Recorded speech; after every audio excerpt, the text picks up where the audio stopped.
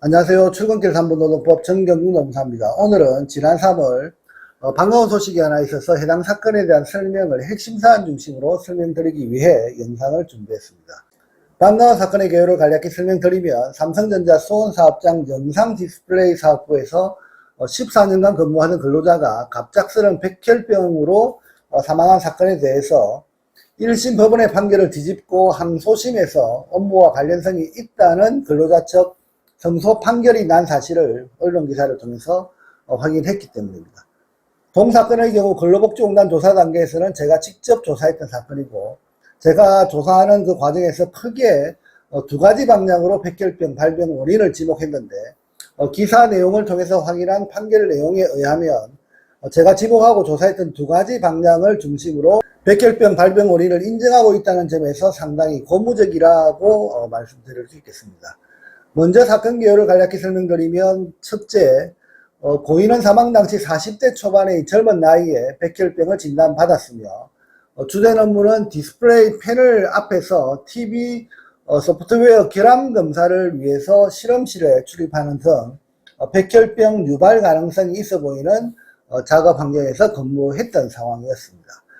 하지만 이러한 작업 환경이 백혈병 발병 가능성이 높은 상황이라고 하는 점을 어떻게 입증할 것인가 하는 것이 무엇보다 중요했는데, 근로복지공단의 유족급여 및 장애비 청구 과정에서 저는 크게 두 가지 방향으로 유해성을 주장했던 것으로 기억합니다.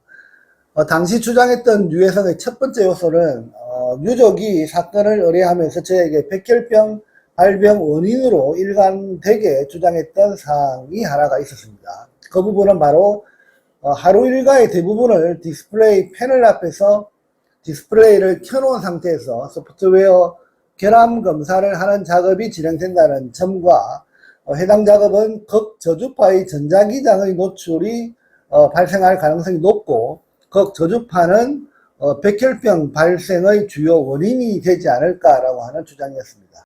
이 부분에 대해서는 저도 나름대로 관련 논문과 학계 자료를 조사한 결과 과거 브라운관 모니터의 경우에 위험성은 상당히 높을 수 있다는 자료를 확보했습니다. 하지만 현재 개발된 디스플레이 형태에서는 극저주파의 발생 수준이 과거 브라운관 모니터보다는 적을 수 있다는 내용이 일부 확인되기도 했지만, 유해성은 다양한 논문 자료를 통해서 확인해서 주장했던 것으로 기억하고 있습니다. 하지만 저는 전자기파 이외에 다른 유해성 요소에 대해 의문을 갖기 시작했고, 그래서 전자기장 노출의 유해성 이외에 다른 백혈병 발병 요소를 찾아야겠다는 생각으로 다양한 유해인자를 찾기 위해 관련 논문과 학계 자료 그리고 구글링을 통해서 다양한 가능성을 찾기 위해서 노력했던 것으로 기억합니다. 그 결과 다행히 하나의 유해인자를 찾아내게 되었는데, 그것이 바로 포름알데히드라고 하는 1급 발암물질이었습니다. 사실 고인이 작업했던 작업장의 생산 라인이나 작업 환경에 대해서는 삼성전자의 산재 신청에 대한 대응 방식의 특성으로 인해서 구체적으로 어떤 작업 공간에서 작업이 이루어지고 작업 과정에서 어떤 공정과 어떤 유해 물질을 사용해서 작업하는지에 대한 어떤 정보나 자료, 그리고 사건 조사와 관련된 협조는 전혀 없는 상황이었습니다. 그래서 제가 선택했던 방법은 삼성전자 디스플레이 생산 공정과 유사 또는 동일한 LG전자 디스플레이 생산 공정과 관련한 자료를 찾는 방법이었습니다. 다행히 LG전자 디스플레이 생산 공정에서 고인이 수행했던 작업 공정과 거의 비슷 또는 동일한 작업 라인을 찾아냈고, 그 공정에서 발생 가능한 유해 물질과 그 유해 인자에 대한 LG전자 측의 안전관리 매뉴얼을 찾아내게 되었습니다. 결국 LG전자 측에서 관리하는 유해 물질에 대한 관리 매뉴얼을 이용해서 작업 공정 중 발생 가능한 발암 물질에 대한 유해성을 확인할 수 있었고, 이러한 유해성에 노출되지 않기 위해서 어떤 주의사항을 이행해야 하는지에 대한 설명 자료를 통해서 해당 공정의 위험성을 찾을 수 있었습니다.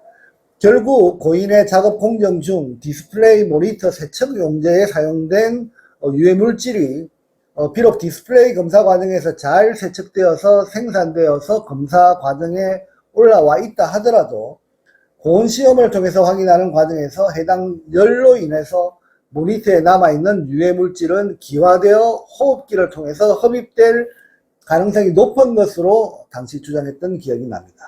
지난 3월에 보도된 언론기사 자료를 통해서 확인된 산재 인정의 큰 두 가지 틀은 첫째, 디스플레이 검사 과정에서 발생하는 극저주파의 전자기장에 대한 부분, 그리고 두 번째, 밀폐된 실험실에서 고온 실험 과정에서 발생하는 포르말데히드의 누적 노출이라고 하는 두 가지 유해인자를 14년간 노출되면서 발생한 질병이 바로 백혈병이다라고 하는 그 판단을 법원은 인정하고 있는 것으로 확인되고, 근로복지공단에서는 인정받지 못한 그 두 가지 유해성에 대해서 법원에서 다행히도 최종 인정받았다고 하는 점에서 상당히 다행스럽고 의미 있는 판결이다라고 저는 생각하고 있습니다.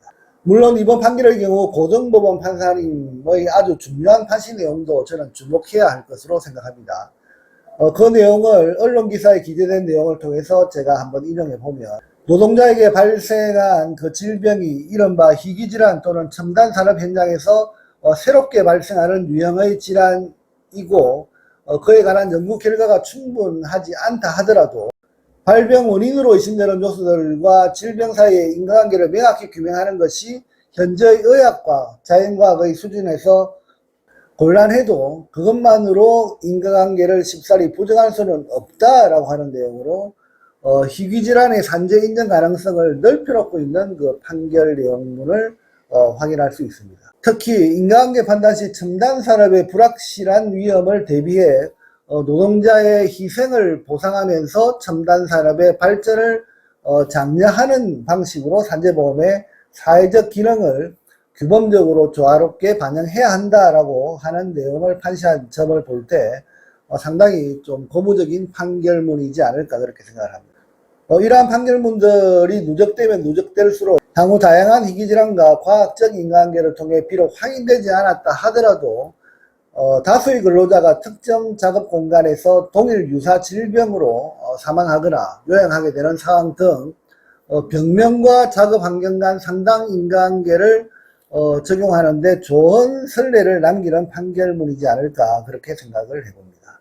아무쪼록 2016년 5월에 청구해서 비록 근로복지공단에서는 업무 관련성을 인정받지 못했지만 최종 법원의 판결을 통해서 산업재해로 인정받은 유가족분들께 진심으로 다행스럽다는 마음을 전하면서 지금도 업무상 질병 사건으로 긴 소송 투쟁을 하시는 모두에게 이와 같은 좋은 소식이 있으시길 기도하는 마음으로 오늘의 영상을 마치도록 하겠습니다. 감사합니다.